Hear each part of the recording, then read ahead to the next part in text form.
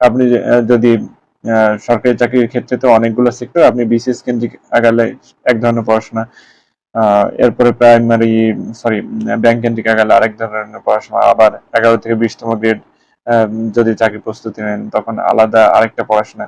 আসলে আপনি যে সেক্টরে যাবেন সেই সেক্টর অনুযায়ী আপনাকে পড়াশোনা করতে হবে। এই জন্য আগে পরিকল্পনা সেট করবেন যে আপনি কোন দিকে আগাবেন। আপনি যদি একবার প্রাইমারি সরি একবার আসলে প্রাইমারি ভাইবা দিয়েছি তো বারবার চলে আসছে। আপনি একবার বিসিএস, একবার ব্যাংক, একবার এরকম 10তম বা 11তম গ্রেড থেকে 20তম গ্রেড এইভাবে যদি ছোটাছুটি করতে থাকেন তখন জগা খিচুড়ি অবস্থা হয়ে যাবে।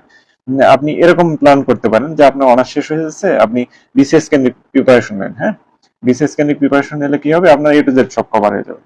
বিসিএস কেন্দ্রিক প্রিপারেশনের পাশাপাশি আপনি এই ছোট ছোট যে পরীক্ষাগুলো আছে এগুলো অ্যাটেন্ড করেন। আপনি যত বেশি পরীক্ষা অ্যাটেন্ড করবেন আপনার প্রস্তুতি তত ভালো হবে। আমি যেটা করেছিলাম বা এখনো করে যাচ্ছি। কারণ কি, আপনি যদি টার্গেট থাকে যে বিসিএস বা নবম দশম গ্রেড ছাড়া কোনো পরীক্ষা দেবো না, তখন হচ্ছে আপনার হতাশা বাড়বে। কারণ আপনি বিসিএস তো বছরে একবার হচ্ছে, নবম দশমের পরীক্ষাগুলো খুব কম হয়। আপনি ছোট ছোট পরীক্ষাগুলো যখন অ্যাটেন্ড করবেন, যখন আস্তে আস্তে টিকা শুরু করবেন না, তখন নিজের প্রতি একটা কনফিডেন্স চলে আসবে। তখন আপনি মনে হবে যে যে পরীক্ষা আসুক কোনো বিষয় না, হ্যাঁ তুড়ি মেরে আপনি পরীক্ষার 1 সপ্তাহ আগে পড়লে রিভিশন দিলে হয়ে যাবে, এরকম কনফিডেন্স হয়ে যাবে, যেটা আমার ক্ষেত্রে গত 6 মাসে হয়েছিল। তা এই ক্ষেত্রে হচ্ছে আপনাকে নিজেকে তৈরি করতে হবে আস্তে আস্তে। আপনি নিজেকে যত তৈরি করতে পারবেন, হ্যাঁ, এই জন্য হচ্ছে বারবার বলি যে পরীক্ষার কোনো বিকল্প নেই।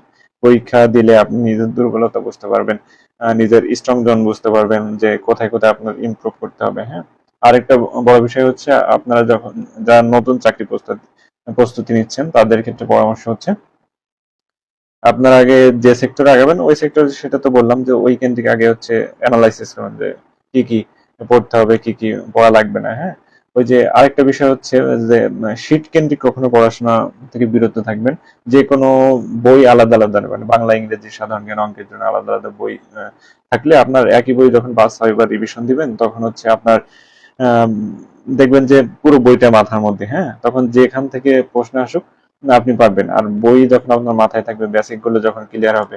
আর এখন হচ্ছে আপনার বেসিক যদি ক্লিয়ার না হয়, ওই শীট পড়ে মুখস্থ বিদ্যা ওইটা খুব কম স্থায়িত্ব, বর্তমানে টেকাটাই বেশ কষ্টসাধ্য বিষয়।